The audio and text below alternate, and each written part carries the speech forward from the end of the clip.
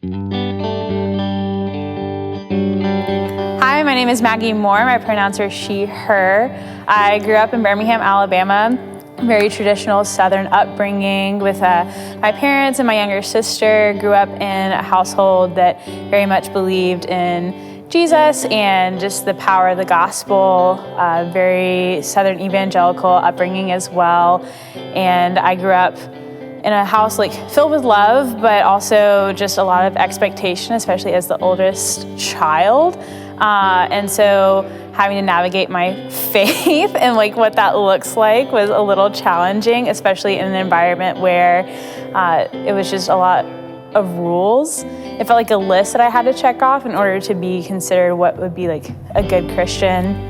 Top that off with also figuring out that I'm queer and just realizing that and then saying, we'll deal with that later, it's fine, as I got older and not feeling like there was a space to bridge faith, my sexuality, and who I was becoming until I got much older. It was probably about college where I really began to make my faith my own. Brooke Vore, who is a part of this church, is actually a very big part of that story. If I had not met Brooke my freshman year at Auburn, I probably would have transferred, and who knows where my faith would be now. Truly, my life was just on one path and it changed the trajectory.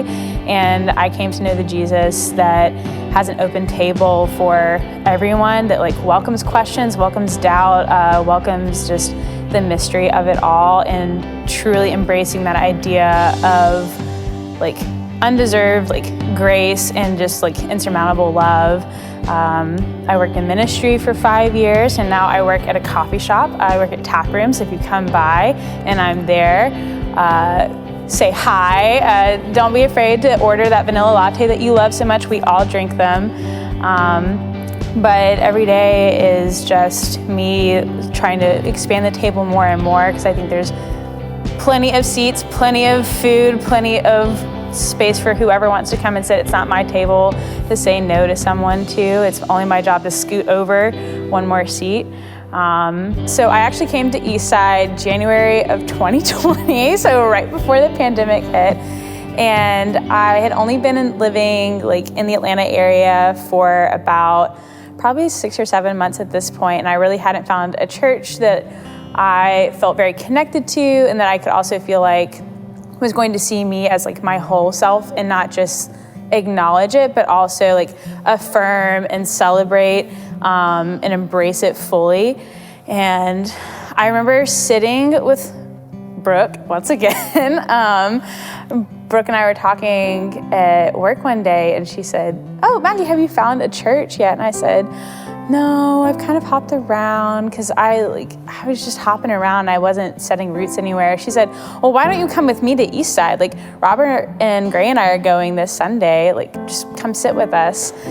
And I was a little hesitant at first because, we work together, we see each other pretty much every day, and I didn't want to feel like I was intruding. She's like, "That's literally the opposite of the point of all of this, right?" I was like, "You're right."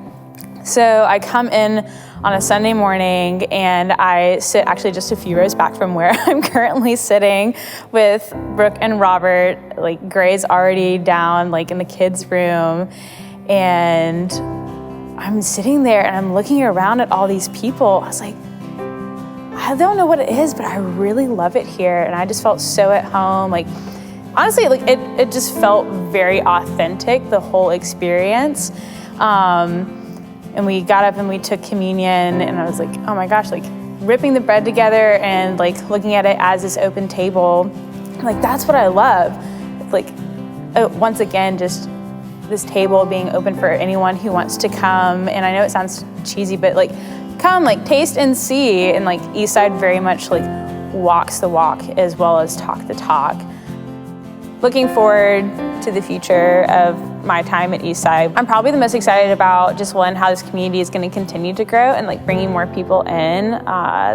Some of my former students have started to come, and I love getting to share that space with them, because I think that even in the midst of a pandemic, like we can continue to grow. Because obviously, like with more people like myself who are coming and joining the church and saying like, yes, this is a community that I not only just love, but I want to spend intentional time with. And I'm really looking forward to growing that community in a very specific way, getting to like have conversations with people who are leading this community behind the scenes about what does that look like when we're talking about this community is for everyone. How do we connect not just like old members and newer members, but members specifically who are part of like the margins, like the queer community, especially as a queer person of whose faith is like very important to them, getting to connect more and more with people who've had similar experiences and getting to not just like talk about, oh man, like that was a really hard part of my life, but getting to rejoice in the fact that like when you fully realize like who God has made you to be and that there's no shame in that, like you get to rejoice in that and you get to like look in your faith into a whole new life. So the more we can expand the table and intentionally like break the proverbial bread together, the more excited I get. Also, everyone's having babies, so that's excellent. I'm very excited to see Will do the announcements again, even though Katie is no longer on staff.